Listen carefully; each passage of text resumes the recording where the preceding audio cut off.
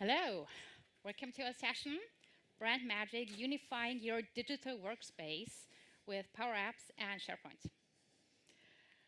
So, hi, io mi chiamo Luise. Sono tedesca ma sto imparando l'italiano e voglio provare a fare l'introduzione in italiano e poi noi continuiamo in inglese. C'è ok?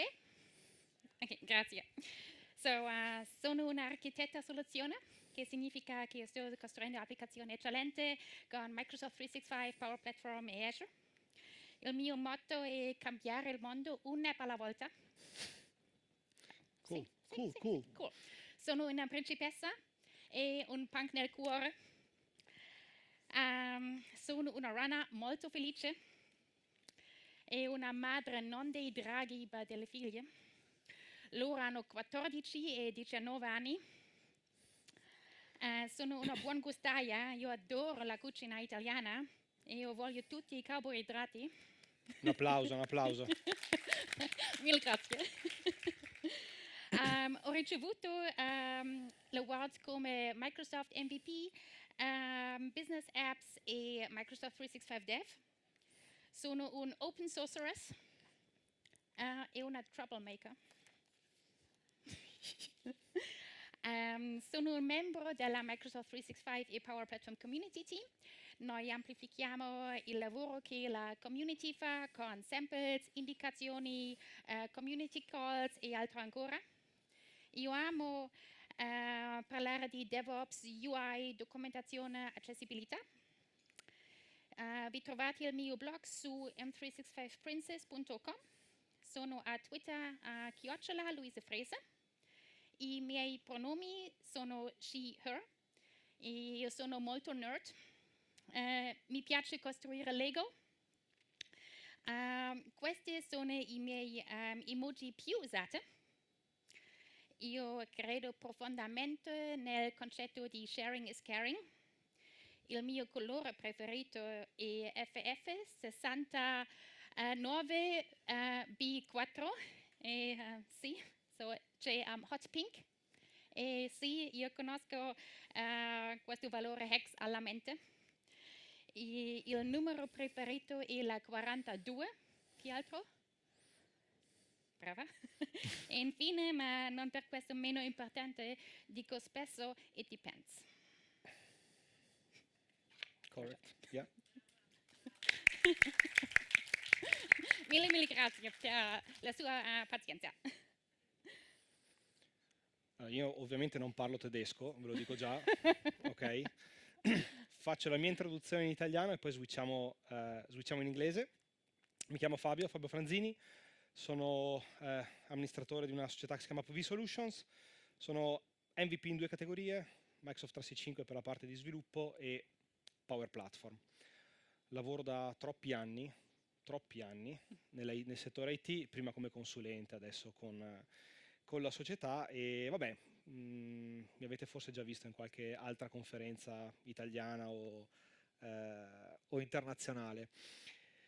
Ultima cosa, questo forse ultima ma non meno importante, è che insomma tra le attività di community che facciamo oltre che a parlare a conferenze, nel passato e spero anche nel futuro di continuare a contribuire con esempi, codice open source che poi viene pubblicato su GitHub in modo tale da cercare di far vedere l'esperienza che facciamo sul campo mentre lavoriamo, comunicarla a tutti attraverso anche progetti open source, insomma.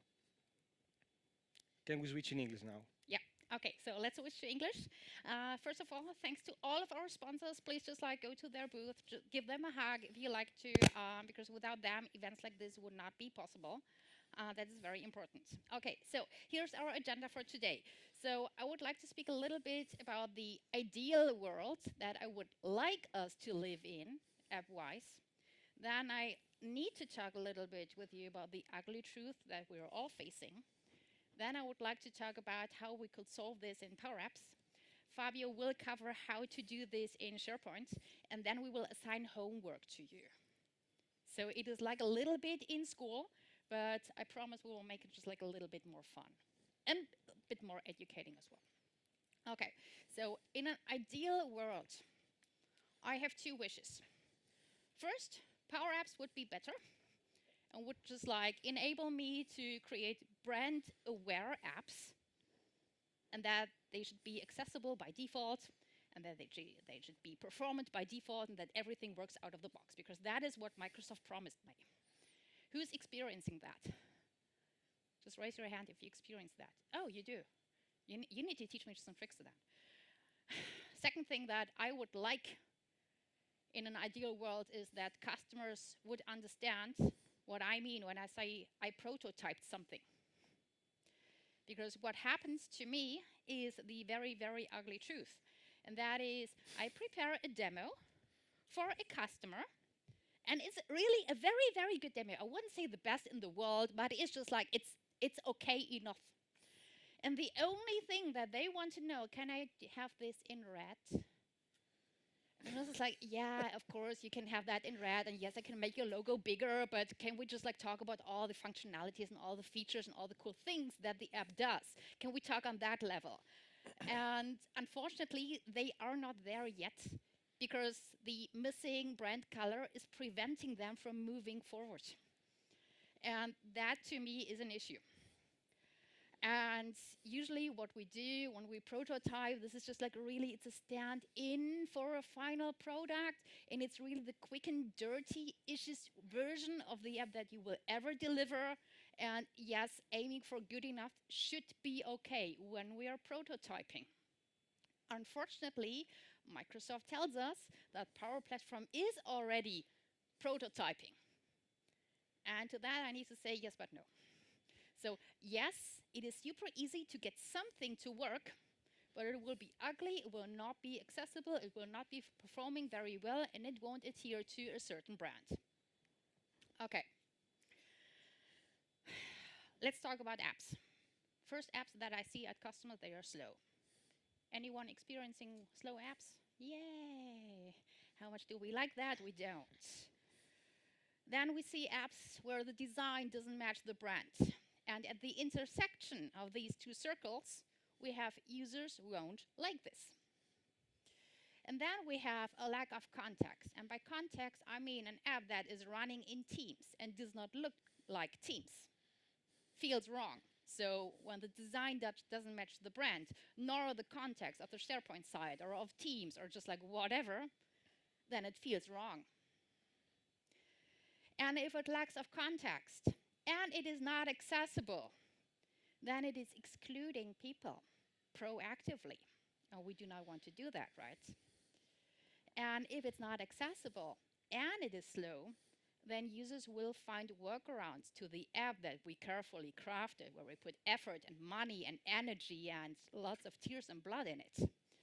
And yeah, this is where most apps are.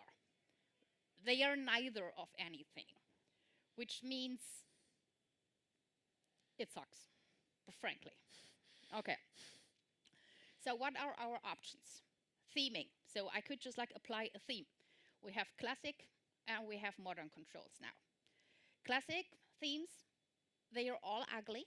And that is not because of my very, very tasteful preferences. That is just like, that's a fact, they are all ugly. They look totally outdated, like a website from 1998. I mean, the older amongst us, they will just like remember how that felt like. And the younger are just like, wow, yeah, I saw that in a museum. That is cool. It looks retro, so this is what my daughters say. Just like, oh my gosh, I'm old. And even if you like a theme, even if you like the red one and you're Coca-Cola, then most likely this is not your red. This is not the Coca-Cola branded red. So that's an issue. Let's talk about the modern controls. Yeah, they are still new. They did GA, but they are super, super buggy. So if you want to use them, they're just like planned, just like a lot of time to debugging the things that Microsoft didn't do right in the first place. So I wouldn't ship something like that, but okay, so I will shut up a little bit about that and just like adhere to this zipped mouth emoji. So how could we do things better? The bad would be, okay, we would just like live with the default look and feel of those controls. That the button is like with these ugly rounded corners with the border radius of 10, and that we have just like very, it doesn't look elegant. The ugly option would be changing every single property of every single control, then have a reference control on a hidden screen, and then copy pasting all the time. And I can promise you that does not work, because you will forget one property and then you will copy that over and over and over again. And also the hidden screen consumes, of course, performance, so we do not want to have that as well, because it always needs to load, so don't do that. Good one would be, of course, create a variable in onStart and reference the properties then later to that variable. That would be nicer. And even better would be if you don't do that, but others already did so. And for that, we would use the Fluent UI Theme Designer. Fluent UI Theme Designer, that's a tool. It happens in the internet. Maybe you heard about this. It's a cool thing. You can put just like in some color values, like here. I used hot pink. And then you get a theme. And this theme, you can export that as a JSON object. It is here. There is a copy button just like there as well. And then you can use that theme. Still, that is not just like, that's not where I want to be. Because now you need to apply that to just like all the 20 plus properties of every single control, like the button or the text input or the combo box or whatever you like to use. So yes, you have the colors, but now the work starts. And then you again copy and paste. And with that, the problem starts again. Also, that won't change the default behavior of the button. So if you click on Insert Button, the button is still blue and ugly, even if the theme here says Coca-Cola Red. So that doesn't solve our problem. And then you get a super inconsistent user experience, which I don't like. So what you do is you create your own theme. Who of you ever heard about Power Platform CLI? Okay, Power Platform CLI is a lovely tool that does a lot of things. And one of the things that it can do is it can unpack the MS app file. So MS app is just a fancy name for zip. It's just a zip file, just another thingy at the end. And when we do that, we get just like a bunch of files for each and every single screen. The source code. Yeah, we get the source code. Just like so, for every single screen that we created, we get a file. And now we can manipulate that file. And what is also there is a file that is called themes.json. And this themes.json file contains all the information that the Maker Studio needs to know what does the button look like? Is it blue or is it red, or what are the default properties? Because there are clearly default properties. They're all ugly. I wonder why Microsoft chose to, but they did put that in. So what we do is we download this. After that, we manipulate the theme to our liking. Then we package the app again, and then Power Apps will adhere to whatever we defined in the themes.json file. Let me show you.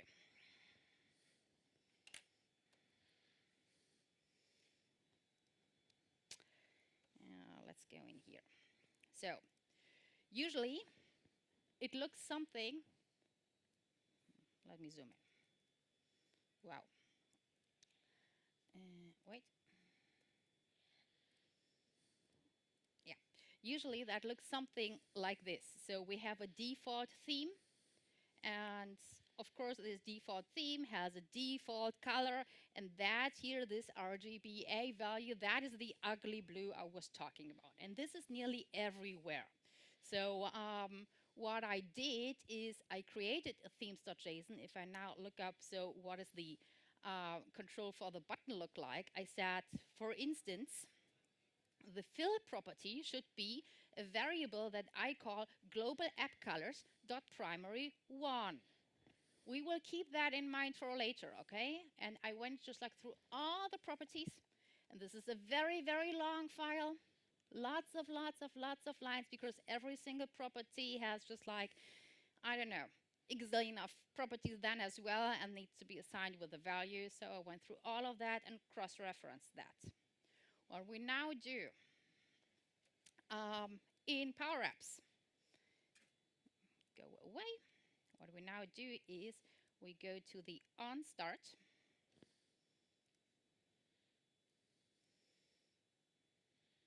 And in this on start, we set a variable, which I call global app colors. And that has a primary 1, a primary 2, a primary 3, and so forth. Okay? We will keep that in mind as well. Because where do these values come from? Okay. Let's switch to here again. See if that works.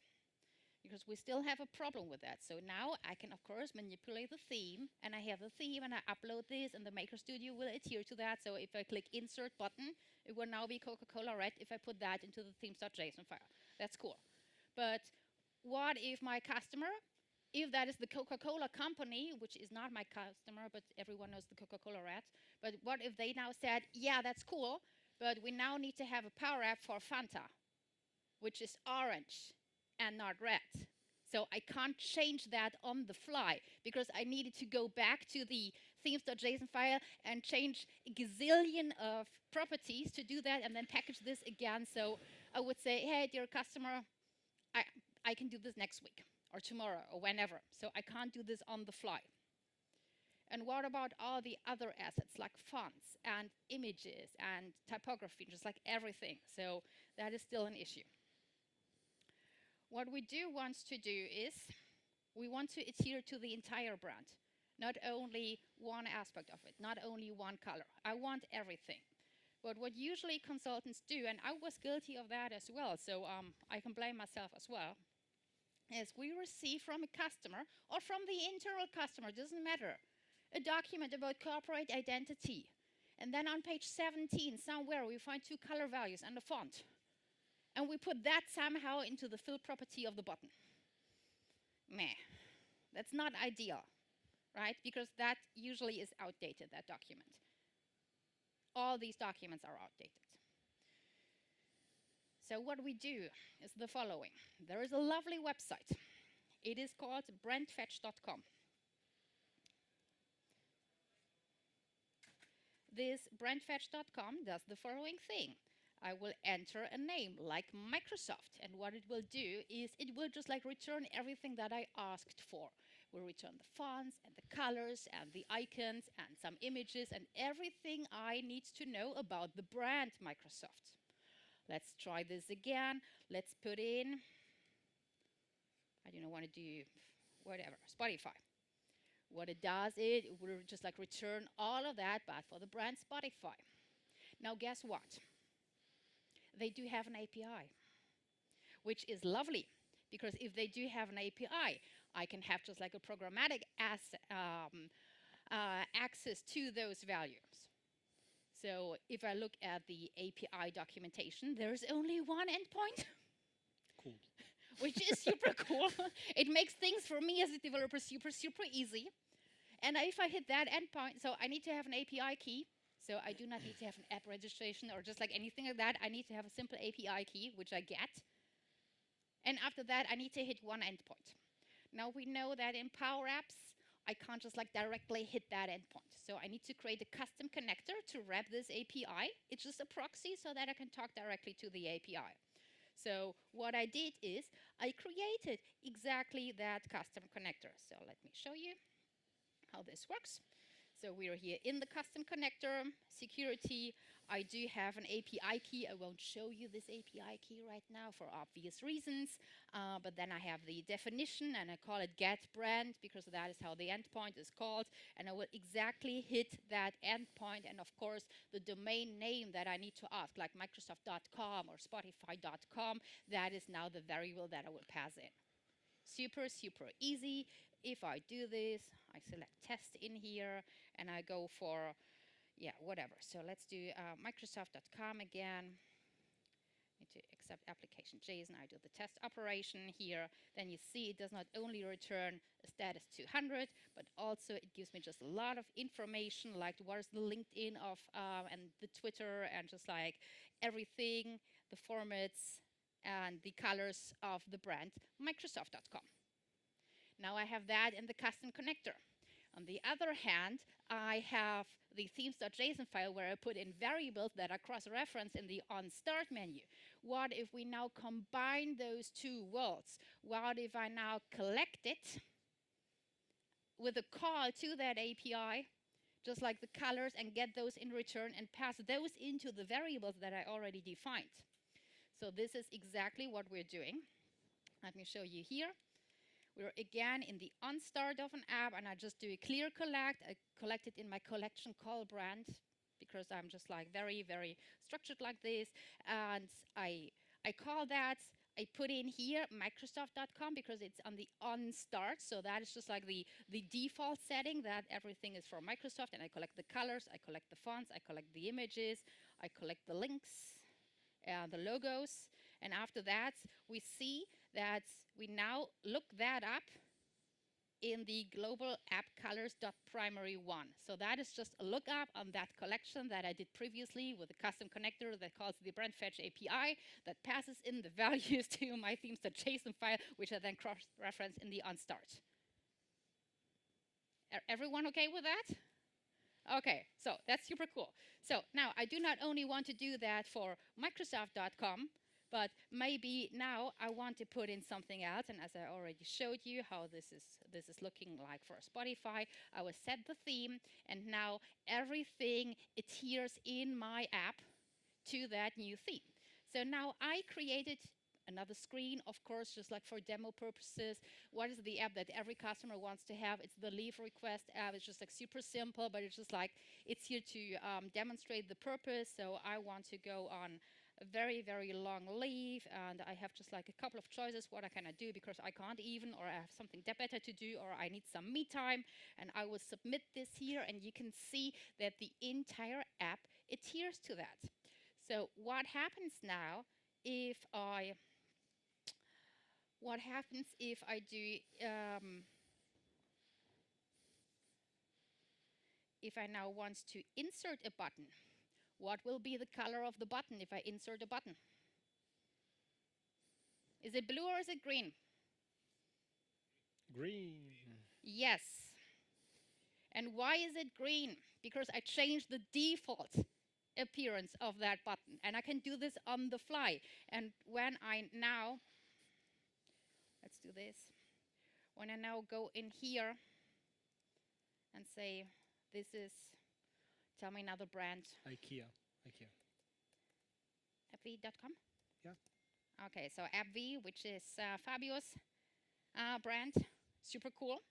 So that is blue, but it's a different blue. That's a lovely blue. Yeah. I like that blue. So I don't dislike all the blues. I'm very inclusive to all the blues. It's just like that particular blue that I don't like. I think you get that. So what happens now? The button here that I just inserted is blue again. And if I now go in here and say insert, I need to do the classic one, where is it? Button, then the next button will be blue again. So we're changing the themes on the fly depending on what I put in the in this text input box, which is pretty cool, I would guess, because it solves all my problems with all customers regarding, can you make that bigger? Can you make this red? Can you make this yellow?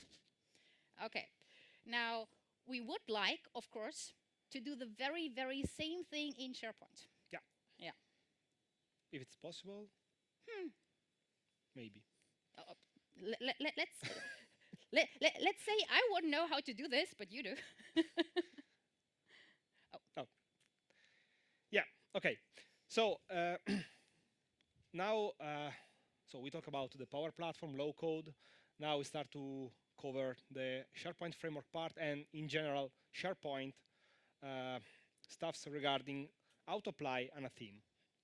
So you know that in the modern SharePoint theme, it's just basically it's in a JSON file that contains some properties. The most important one is the palette. That it's an object that contains a lot of fields with, for example, the primary, the theme primary, theme lighter halt, neutral, and a lot of property, the type of string, but it contains colors value. And this JSON file, it's the same file that you can generate for the Fluent UI 8. It's the same structure. So basically, if we want to generate a new theme that we want to apply to a specific SharePoint site, we need to generate this kind of JSON. And you can do by using, of course, the Fluent UI theme designer. You can change again the primary color, the text color, and the background color. The main limitation of this is that you can work just with 3 colors. If your brand contain more colors, you need to choose just the primary colors, and then you can create the theme based on the primary colors. And of course, you can use text color, background colors. If you switch the value from text color to background, you can generate a dark theme, for example. So you are able to dark themes. Thank you. You are able, of course, to export this JSON file, and you can use.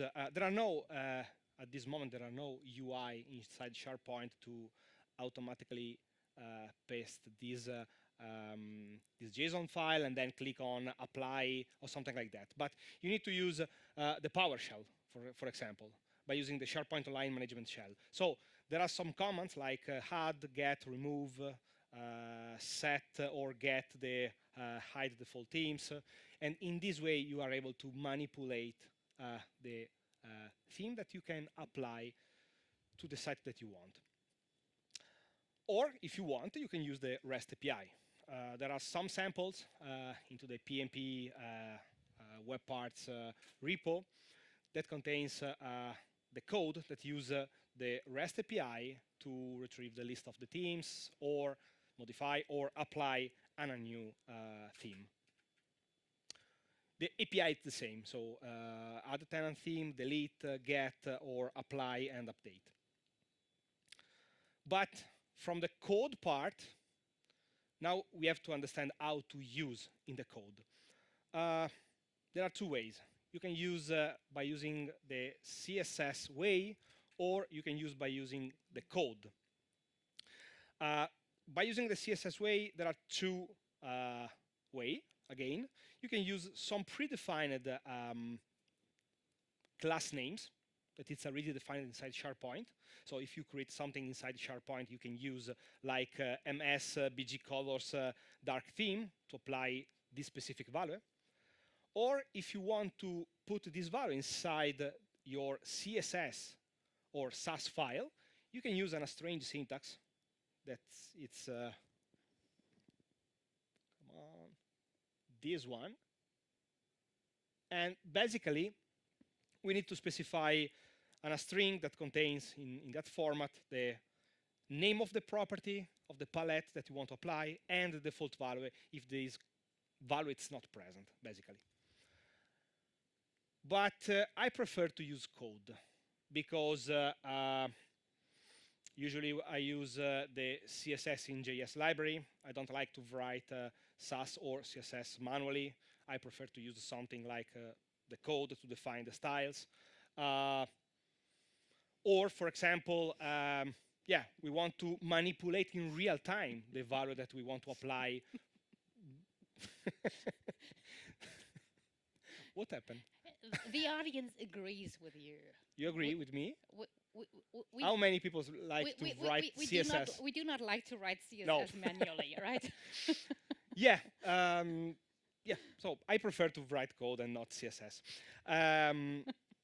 Of course, inside SharePoint, we have the possibility to retrieve the current theme applied to the context when this web part is running. For example, if this web part is running inside on a specific SharePoint site, I'm able to retrieve the theme applied to that site. If it's working inside, for example, Microsoft Teams, I'm able to retrieve the default theme applied, not the Teams theme, but the default SharePoint theme, and so on. So it's very simple. The code is already implemented, because when you scaffold on a new web part, this code is already implemented. And basically, with some line of code into the init, you are able to retrieve the current theme. this theme, it's important to understand that could be the default theme applied to a SharePoint site, and a selected theme applied to a SharePoint site, or the variant that you have inside a section. You know that you can change inside a section the color that will be applied to all the content of this section. So in this way, we are able to retrieve the variation of the theme applied to the section. Okay, so can you switch number 2, please? Thank you. So the idea now, if it's working, yes, it's to have a simple sample on how to replicate what Luise already showed you. So using the brand fetch API to apply the colors inside a web part inside the SharePoint. So can I start to show you this?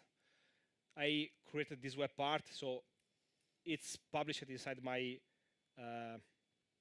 as an open source project inside my GitHub repo.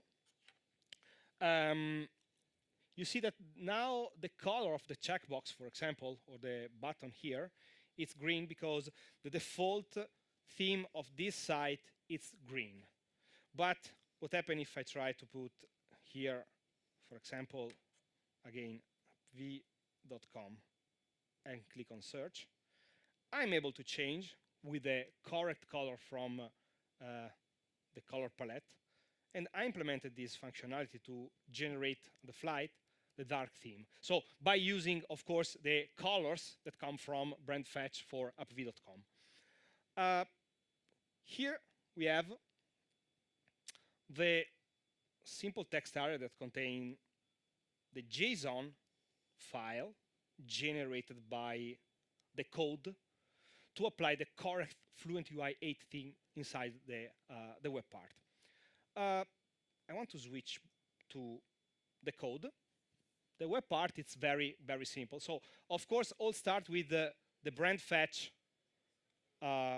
function to retrieve the information from brand fetch API. All this code, this is very funny, was generated by using Copilot. Just because, you know, AI, it's cool.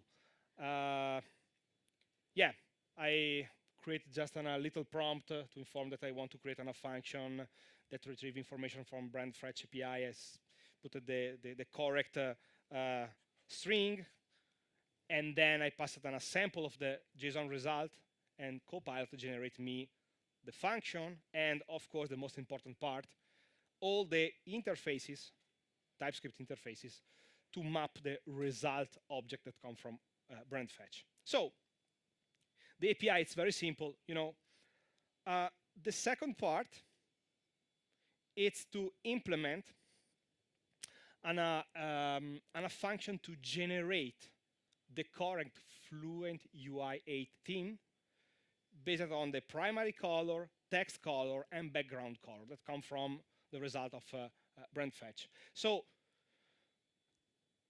this code, it's not written by me or Copilot, come from the open source repo that contains the Fluent UI theme designer, because the theme designer do the same. You know, you have to select the primary color, the text, and the background, and then the designer generate all the JSON file. So I take this code, I put it inside this sample, but basically it's very interesting to view. This function take 3 colors and then return an iTheme interface object, of course.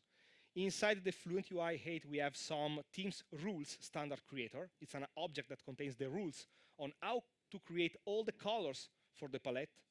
And basically, based on the fact if the background is dark or not, so I inform the function that need to generate a background and a dark theme or not.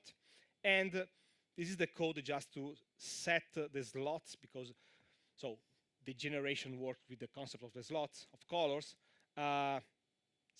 write some lines to set these kind of slots, and then at the end, with the class, the theme generator, we are able to generate, and then, yeah, with the create theme function, we are able to generate the real JSON object that I use inside my web part. The last part, it's the component. It's the UI of this web part. It's made by, of course, React, using Fluent UI 8. And the core of this, it's just call the brand fetch info function. And then when I have the result, I take the accent color, the text color, the background color, and then I call the generate theme from colors function that we already see. I made just one flag, to switch from background and text, the colors, to generate the dark or light color. And the last part, it's to use the theme provider. The theme provider, it's a class that comes from the Fluent UI 8, and basically it's just a control that apply the context of the theme. If I set here the property theme, I'm able to redefine the theme for this specific control and for all the children that this control have. For example, I have one stack, some paragraph, titles, choice group, it's an Fluent UI control, and so on, checkbox, combo box, toggle, date picker, and so on. Yeah, and this is the result. Very simple. Of course, it's not a real application, but you can take this concept and you can apply in every web part that you want to apply this concept of redefine the theme for your web part.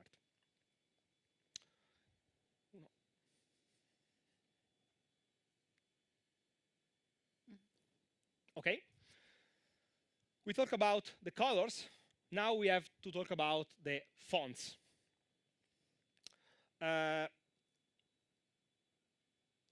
By using SharePoint themes, you are able to change the colors, but not fonts. Okay, so the Fluent UI 8 theme support the way to redefine the fonts, but for SharePoint, if you pass all the Fluent UI 8 theme, SharePoint takes just the palette part of this theme and then use just the colors. And of course, all the UI in SharePoint, it's based on Assago UI font. But if you want to apply your custom theme, something are changing, because it's in preview, but now we have the SharePoint Brand Center. So it's a new part of your tenant, and basically it's the part that in the future need to be used, could be used just for define the fonts, the colors, and the images that you want to apply to all the assets inside your tenant. And by future, we mean Microsoft soon. In the future. In the fullness of time. Yeah. At this moment, work just for the fonts, but it's cool. And basically, what we have to do is apply inside a specific SharePoint site that it's generated when you apply and create a new brand center. You have to apply the font file, and then you can generate the font package. The font package is just concept something like a folder that contains virtual folder that contains the font that you want to use, for example, for the titles, for the body, and so on. And when you have created this kind of package, you can go to a specific SharePoint site and then select the font package that you want to use. So, just on a quick demo, can you switch to the one?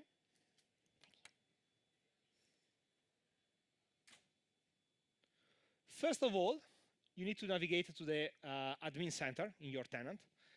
Here in the settings, organization settings, you are able to see the brand center in preview.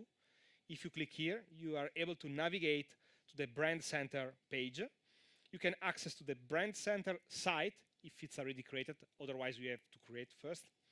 Or you can open directly the brand center app. The brand center app is just on a specific SharePoint page into the brand center site. And you are able to define the list of font that you can use, and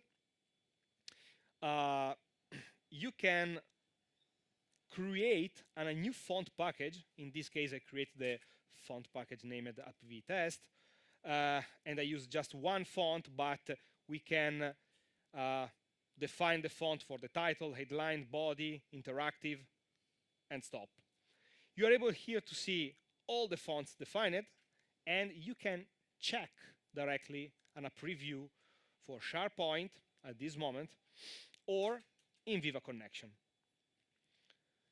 In SharePoint, you're able to see that the brand center title use the new font. It's the DM Sans that I use, okay? And the same for all the standard web parts that we have here in this page. So if we navigate, for example, here, and we go to change the look of the site, now we have the font preview. If I click here, I'm able to change from the default Assago UI, for example, to Apvee test. If I click, the font inside my web part, it's not changed, but in the default one, or the title, navigation, it's changed with this DM Sans font. This is very cool.